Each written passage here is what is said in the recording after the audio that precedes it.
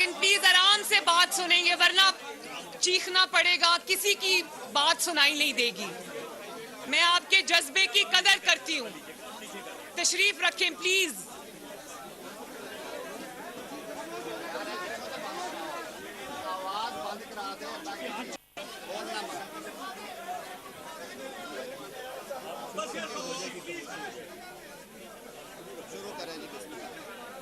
मुझे आपके जज्बे की कदर है, लेकिन प्लीज नारे भी लगाएंगे, मिलके जिद्दोजहद भी करेंगे, बात भी करेंगे, लेकिन पहले ध्यान से बात सुन लें। ये स्टेज के पीछे भी प्लीज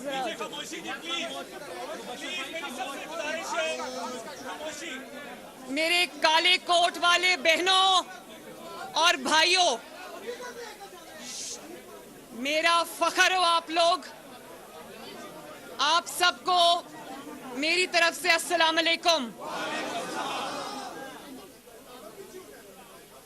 मैं आज पाकिस्तान बनाने वालों के पास आई हूं, पाकिस्तान बचाने वालों के पास आई हूं, पाकिस्तान के आईन के मुहाफिजों के पास आई हूं, पाकिस्तान के कानून के मुहाफिजों के पास आई हूं, पाकिस्तान की सलामती के जामिन बहनों और भाइयों के पास आई हूं। और मैं आज इस कदर खुश हूं कि जिस जमात का इतना मुतहर्रिक, इतना जज्बा रखने वाला लॉयर्स विंग हो, उस जमात को कभी आंच नहीं आ सकती। और यकीन मानो, मुझे पता नहीं था कि काले कोट वाले मेरे बहनों, भाइयों और बुजुर्गों के साथ साथ मुस्लिम लीग नून के अंदर इतनी बड़ी तादाद काले कोट पहनने वाली बहनों की भी है, वो खड़ी है माशाल्लाह।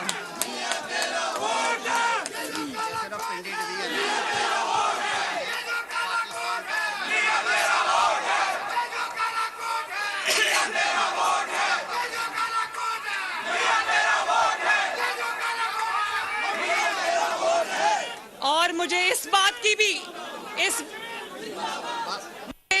की भी खुशी है कि मुस्लिम लीग नून के पास आजम नजीर तारड़, राना सनाउल्लाह, अता तारड़, मोहसिन शाहनवाज रांझा, तलाल चौधरी, अनुषा रहमान जैसे वकला भी मौजूद हैं, दानियाल चौधरी जैसे वकला भी मौजूद हैं। और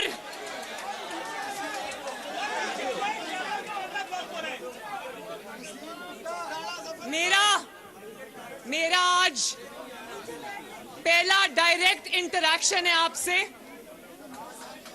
लेकिन मैं आपको मेरी जान पहचान आपसे तब हुई थी जब नवाज शरीफ साहब को दफ्तर से निकाला गया और उन पर झूठे मुकदमात कायम हुए, मुझ पर झूठे मुकदमात कायम हुए, जमात पर झूठे मुकदमात कायम हुए। और मैंने देखा कि हर पेशी पर आप लोग बड़ी तादाद में हर पेशी पर मौजूद होते थे।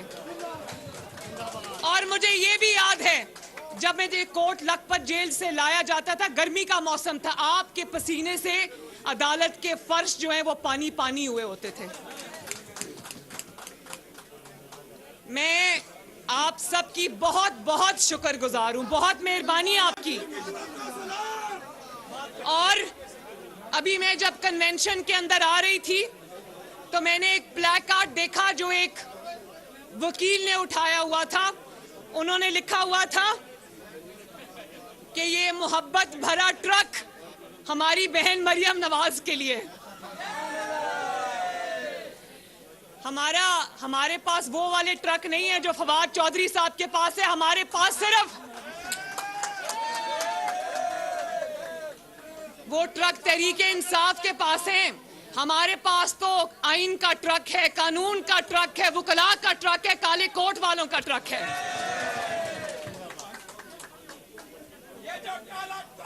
इस्माइल बाद में पाकिस्तान की मेरे भाइयों, आप सबसे बेहतर ये बातें कोई नहीं जानता कि पाकिस्तान की 76 साला तारीख में 40 साल पाकिस्तान के अंदर आमरीयत रही है। आमरीयत क्यों रही है पाकिस्तान में? किसी मुंतखब वजीर आजम ने कभी मुद्दत पूरी नहीं की। उसकी वजह 4 डिक्टेटर्स आए पाकिस्तान में, 10-10 साल उन्होंने धौंस से, धांधली से, जोर से, ताकत से पूरे किए। कभी किसी अदालत ने जुर्रत नहीं की कि किसी डिक्टेटर के आगे खड़ी हो। और सितम ज़रीफी इस बात की, सितम ज़रीफी ये नहीं कि मुंतखब वज़ीर आज़म को निकालते रहे, सितम ज़रीफी इस बात की कि ताकत के आगे भी सर झुकाया, डिक्टेटर्स के आगे भी सर झुकाया। मुंतखब वज़ीर आज़म को निकालते रहे, दफ्तर से बाहर निकालते रहे, सजाएं देते रहे, सियासी मुकदमात में उठाकर बाहर फेंकते रहे, लेकिन कभी किसी अदालत ने इतनी हिम्मत नहीं दिखाई कि किसी डिक्टेटर को भी कटहरे में लाकर खड़ा करे।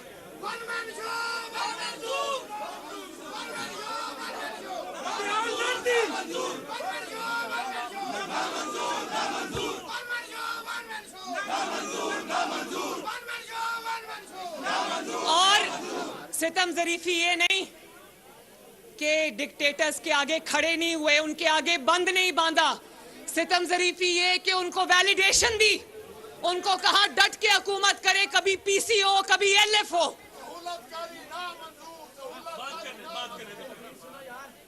जब निकाला मुंतखब वजीर आजम को निकाला, जब धमकाया मुंतखब वजीर आजम को धमकाया। कल नवाज शरीफ साहब की बात सुनी थी ना, उन्होंने कहा कि मुझे प्राइम मिनिस्टर हाउस में मैसेज आया जज का कि ये मेरा काम कर दो वरना अडयाला जेल आपका इंतजार कर रही है। वुकला से मैं कहती हूं, मुझे हाथ उठाकर बताएं, क्या कभी किसी अदालत ने किसी डिक्टेटर को नाअहल किया? जब किया अवाम के मुंतखब वजीर आजम को नाअहल किया। और जब वो पीसीओ और एलएफओ के नीचे हल्फ ले रहे होते थे, उस वक्त मुंतखब वजीर आजम को हथकड़ियां लगाकर उसके हाथ सीट से बांधकर जहाज में अदालतों में ले जाया जाता था। आपका जोर सिर्फ अवाम के, आपका एक सेकंड बेटा, आपका जोर सिर्फ अवाम के वजीर आजमों पे चलता है। कभी किसी ने देखा कि किसी डिक्टेटर को सिसिलियन माफिया का लकब मिले? कभी किसी डिक्टेटर को गॉडफादर का लकब मिला? तो मैं ये पूछना चाहती हूं कि ताकत आपने दवाम दिया डिक्टेटरशिप्स को, आपने कभी हिम्मत नहीं की डिक्टेटरशिप का रास्ता रोके। जब रोका मुंतखब वजीर आजम का रास्ता रोका, जमहूरियत का रास्ता रोका। डिक्टेटर्स को जब भी निकाला, वुकला ने निकाला, अवाम ने निकाला।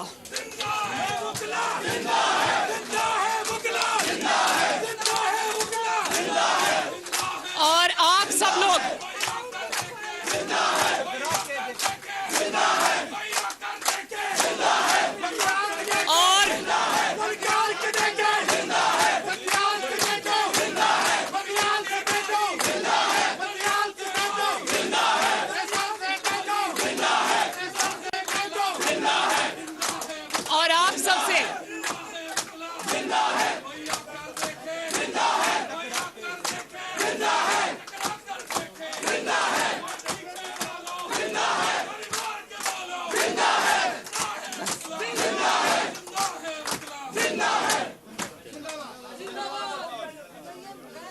सबसे बेहतर कौन जानता है?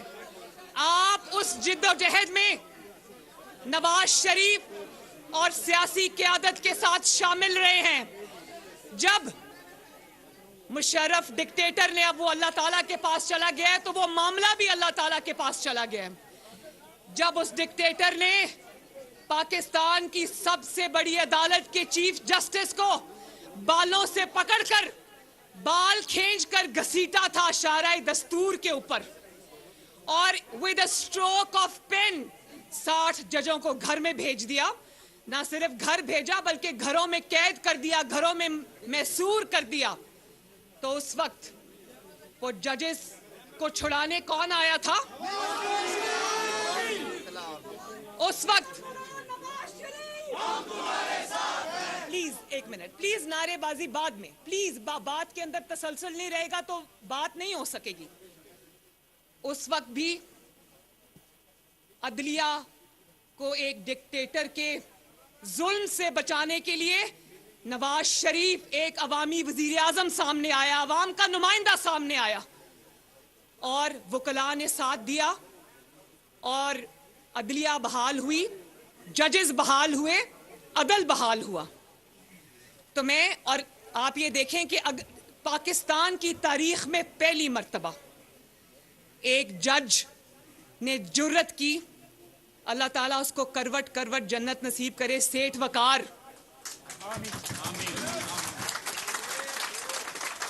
उसने पाकिस्तान की तारीख में वाहिद जज था जिसका नाम तारीख में जिंदा रहेगा, रहती आने वाली नस्लों में जिंदा रहेगा।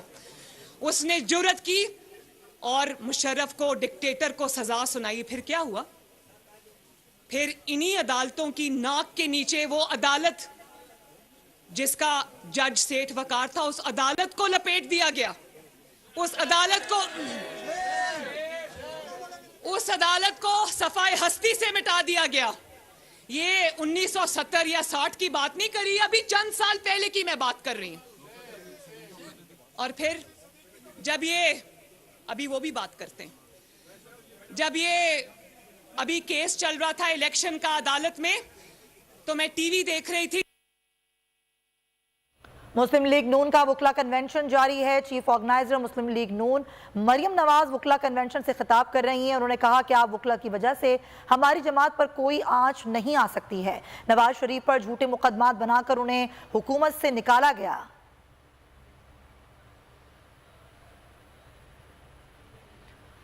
मरियम नवाज ने कहा कि हमारे पास फवाद चौधरी वाले ट्रक नहीं, आइन और मोहब्बतों वाले ट्रक हैं। माजी में अदालतों ने आमरीत के सामने खड़े होने की जुर्रत नहीं की। मरियम नवाज वकला कन्वेंशन से खिताब कर रही हैं।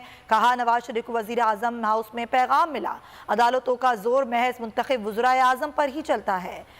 इस वक्त खिताब करते हुए उन्होंने कहा कि अदालतों ने जमहूरियत का रास्ता रोका, आमरीत का नहीं। आमरों ने जजेस और अदालतों की तौहीन की और हमेशा नवाज शरीफ ने बचाया। नवाज शरीफ ने आमिरों के खिलाफ अदलिया का साथ दिया। जज्बाती होना चाहिए था जब राना सनाउल्लाह पर मंशियात का शर्मनाक केस बना, और ना सिर्फ केस बना, बल्कि जब इनका जमानत का केस था, जज सुन रहा था, जज उठ के अंदर गया, व्हाट्सएप पे कोई फैसला आया, वापस आए तो जज ही बदल गया।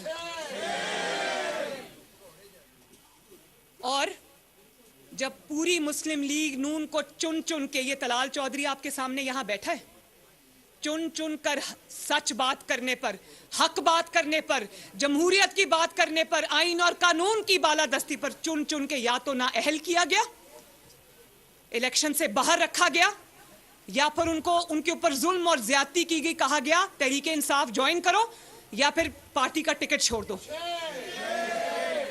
तब भी आपको जज्बाती होना चाहिए था जब 2018 में पूरी दुनिया के सामने आरटीएस बिठा के आवाम की जो राय थी उस पर शब खून मारा गया।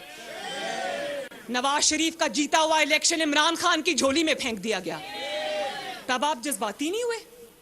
तब आप जज्बाती नहीं हुए जब मैं जेल में थी। मैं अपनी बात आपको बताती हूं। मैं 5 महीने अडियाला में बेगुनाह कैद रही और 5 महीने में नैब में I was the first ever woman to be NAB's guest. और आप जानते हो कि मेरे पे वो मुकदमा जिसमें मुझे 60 दिन नैब में 57 डेज रखा, उसके बाद 3-4 महीने मुझे कोट लखपत जेल में रखा। आप जानते हो वो रेफरेंस आज तक फाइल नहीं हुआ। उस वक्त आप जज्बाती नहीं हुए? उस वक्त आप जज्बाती नहीं हुए जब आपके ब्रदर जजेस के ऊपर वो जज जिनको आइन और कानून पर चलने की पादाश में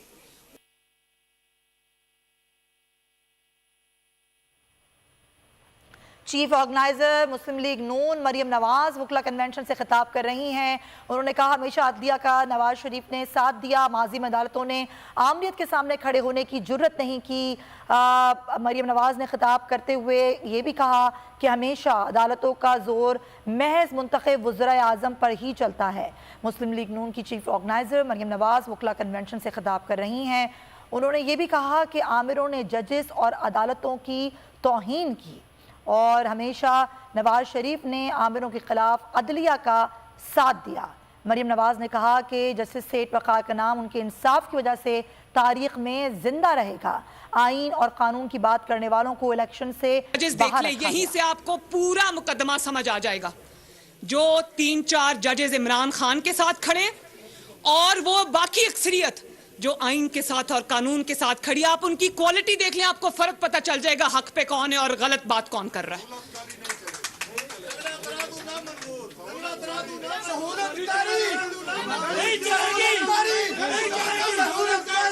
और फिर अभी सहूलतकारी की बात, मुस्लिम लीग नून का वर्कर कन्वेंशन वकला कन्वेंशन जारी है। मरियम नवाज खिताब करते हुए कह रही हैं कि आप वकला की वजह से हमारी जमात पर कोई आंच नहीं आ सकती है। मरियम नवाज ने कहा कि नवाज शरीफ पर झूठे मुकदमात बनाकर उन्हें हुकूमत से निकाला गया। बनने से साफ इनकार कर दिया। वो शोर शॉट चीफ जस्टिस था इस्लामाबाद हाई कोर्ट का, लेकिन शाबाश है कानून के ऐसे मुहाफिज के ऊपर जिसने उस वक्त के DGISI को के आगे दीवार बन के खड़ा हो गया। उसने कहा नाइंसाफी नहीं करूंगा। वो रिटायर हो गए और अभी तक उनका मुकदमा सुप्रीम जुडिशल काउंसिल में लटका हुआ है, उसकी सुनवाई नहीं। मरियम नवाज खिताब करते हुए कह रही हैं, चीफ ऑर्गेनाइजर मरियम नवाज वकला कन्वेंशन से पिंडी में खिताब कर रही हैं। उन्होंने कहा कि नवाज शरीफ ने आमरों के खिलाफ अदलिया का साथ दिया। 2018 में RTS बिठाकर ज़बरदस्ती मुसल्लत किया गया। मरियम नवाज ने कहा कि आइन और कानून की बात करने वालों को इलेक्शन से बाहर रखा गया। नवाज शरीफ ने हमेशा अदलिया का साथ दिया। 2018 में RTS बिठाकर आवाम के वोट पर डाका डाला गया। 5 महीने अडियाला में बेगुनाह जेल काटी। 5 माह नैब केसेस का सामना किया। फैसला कर लें कौन किसके साथ रहेगा। उन्होंने कहा कि राना सनाउल्लाह पर मंशियात का झूठा मुकदमा बनाया गया। चीफ ऑर्गेनाइजर मुस्लिम जेलों में मरियम नवाज इसलिए वकला थे कन्वेंशन से खिताब कर कि जनरल फैज धमकाता था, डराता था जजेस को, उनकी वीडियोस दिखाता था और अपनी मनपसंद फैसले लेता था। और आज आप देखें इमरान हर किसी का नाम लेगा, जनरल बाजवा का नाम भी लेगा, हर किसी का नाम लेगा, लेकिन उसके मुंह से कभी जनरल फैज का नाम नहीं आएगा। उसकी वजह यह है कि वो तब भी सहूलतकार था, वो आज भी सहूलतकार है।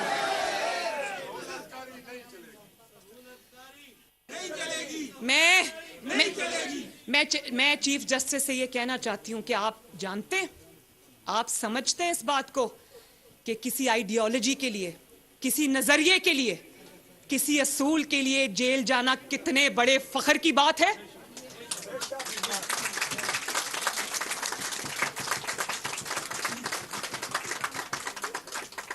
मैं 2 दफा सजाए मौत की चक्कियों में रहकर आई हूं। एक दिन मैं नहीं रोई, एक दिन मैं नहीं पछताई, क्योंकि मुझे पता था कि मेरा एक असूल है, मेरा एक नजरिया है, मेरा एक कॉज है, मेरा एक मिशन है उसके लिए। और हक का रास्ता, मेरे भाइयों मेरी बहनों, हक का रास्ता कभी आसान नहीं होता। जिनके कोई असूल नहीं होते, जिनके कोई नजरिए नहीं होते, जिनका कोई असूली मुवक्कफ नहीं होता, जिनका कोई मिशन नहीं होता, जिनका कोई प्रिंसिपल स्टैंड नहीं होता, वो चारपाई के नीचे से नहीं निकलते। और आप ये देखें कि आपने ताना तो दे दिया शहबाज शरीफ समेत सारी हुकूमत को कि कल जेल में थे, आज तकरीरें कर रहे हैं। जरा ये भी कहा होता कि कुछ ऐसे बुज़दिल भी हैं, जब उनको अदालत का हुक्मनामा आता है तो चारपाई के नीचे से नहीं निकलते, और जब निकलते हैं तो वो काला डब्बा पहन के मुंह पर निकलते हैं।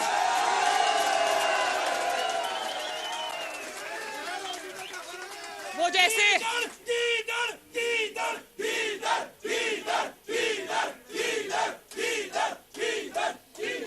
यकीन करो कि मैं एक सियासतदान हूं। मेरा सर शर्म से झुक जाता है कि मैं एक ऐसा गीदड़ जो अपने आप को लीडर कहता है, जब वो निकलता है घर से तो जंगले वाली गाड़ी में सवार हो जाता है, वहां से उतरकर मुंह पे काला डब्बा पहन लेता है। मेरे बच्चे कार्टून्स देखते थे, वो स्पंज बॉब स्क्वायर पैंट्स वाला। और ये सही कहा कि वो आप मोटरसाइकिल्स पे देखते हैं ना उन मेहनती लोगों को जो अपनी रोजी कमाते हैं, वो पिज्जा डिलीवरी वाले, वो जो पिंक कलर का डब्बा होता है ये काले रंग का डब्बा अपने मुंह पे पहन लेता है।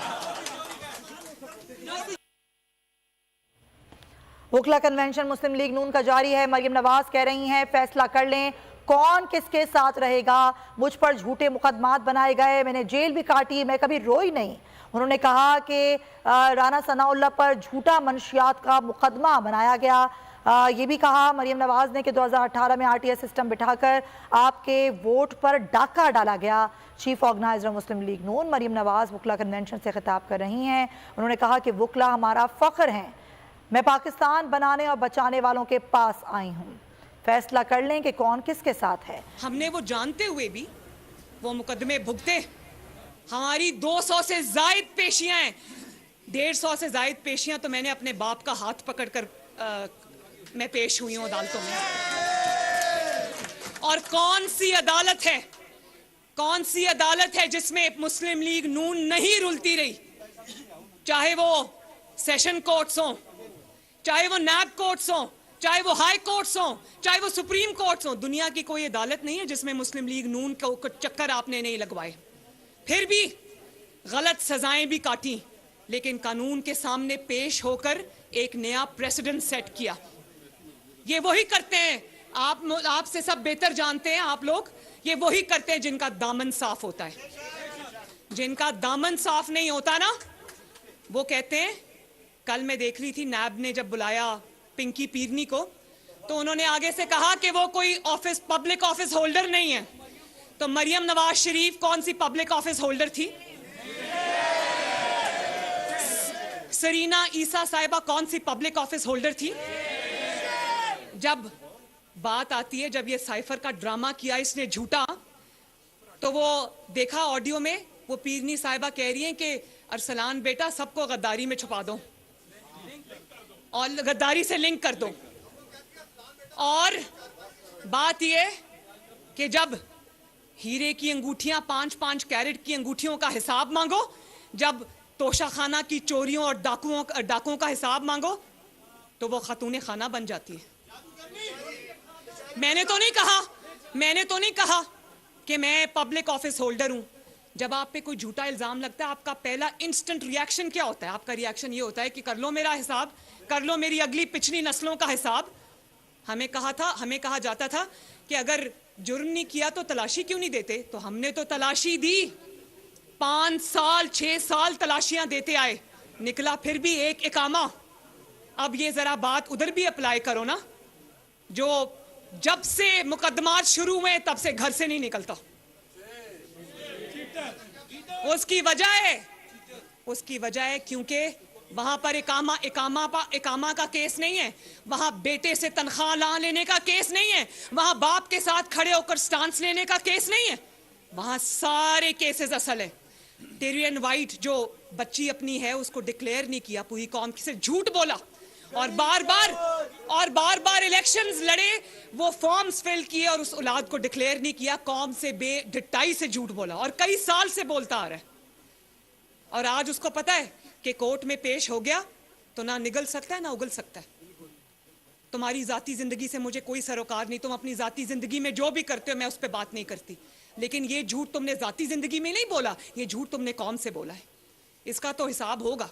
अगर एक वजीर आजम को इकामा पे निकाला जा सकता है तो दूसरे वजीर आजम को या अगले जो एस्पिरेंट है उसको इतना बड़ा झूठ कौम से बोलने पर निकाला नहीं जाएगा।